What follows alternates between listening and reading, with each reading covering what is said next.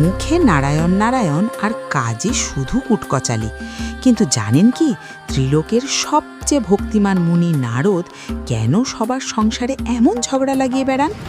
এর পেছনে রয়েছে এক ভয়ানক অভিশাপ।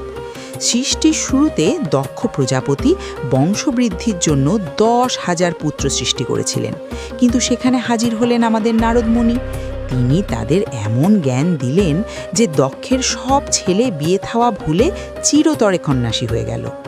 এরপর দক্ষ আরও 1,000 ছেলে বানালেন, কিন্তু নারদ গিয়ে তাদেরও ব্রহ্মচারী বানিয়ে দিলেন।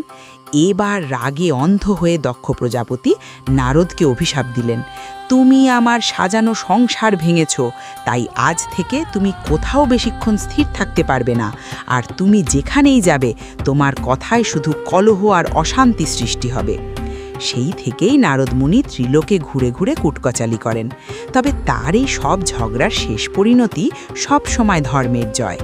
এই রহস্য ভালো লাগলে কমেন্টে নারায়ণ নারায়ণ লিখুন আর সাবস্ক্রাইব করুন মাইথো অরিজিন এআই বাংলাকে। ধন্যবাদ।